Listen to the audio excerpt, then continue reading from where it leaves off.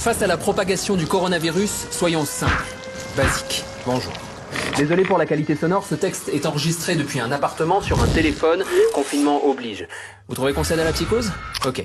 Le coronavirus a une considérable avance sur nous. Il progresse masqué derrière une fausse perception de la réalité. Pour connaître le nombre de malades, il y a deux façons de compter. D'un côté, les cas officiels, testés et donc déclarés, et de l'autre, les cas réels, des personnes contaminées et contagieuses, mais qui parfois n'ont même pas le moindre symptôme. En Chine, entre le 8 décembre et le 22 janvier, 444 cas sont officiellement recensés. Dans les semaines qui suivent, les malades affluent dans les hôpitaux chinois. Parmi eux, de nombreux cas sont diagnostiqués positifs. Les équipes chinoises leur demandent à quand remonte l'apparition des symptômes. Et ils découvrent ainsi, après coup, une estimation des cas réels sur cette même période. Environ 12 000.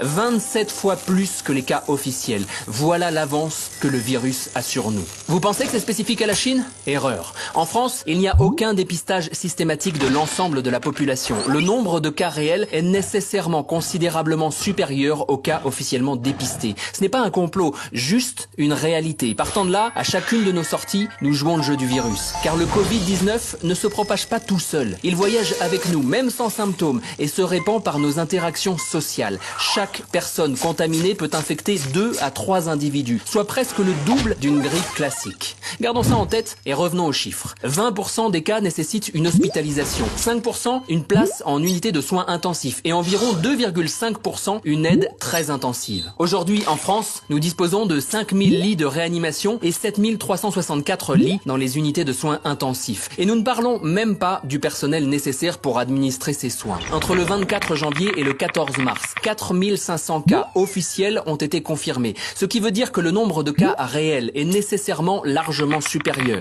À 60 000 cas confirmés, nos hôpitaux seront saturés par ces petits 20% de cas graves.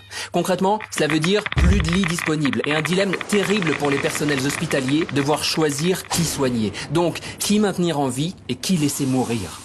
Dernier détail, le taux de mortalité de la grippe saisonnière est de 0,1%. Celui du coronavirus varie entre 0,5 et 5%. L'écart est simple à expliquer. Dans les pays ayant appliqué rapidement un confinement strict, comme la Corée du Sud, le taux de mortalité est sous les 1%. Dans les autres pays, comme l'Italie ou l'Iran, il varie entre 3 et 5%. Tarder à se confiner, c'est augmenter le nombre de morts de plusieurs milliers, voire dizaines de milliers. Voilà la réalité. Violente, brutale. Il n'est même plus question aujourd'hui d'empêcher la surcharge des hôpitaux, c'est sans doute déjà trop tard. Par contre, nous pouvons toutes et tous limiter cet engorgement, en limitant radicalement toutes nos interactions sociales. Toutes. C'est l'unique moyen de contenir la propagation du virus. Restez chez vous, c'est impératif. Et ne sortez que pour l'essentiel. Vous aurez peut-être l'impression de vous isoler, mais aucun acte ne sera plus collectif et solidaire que celui-ci.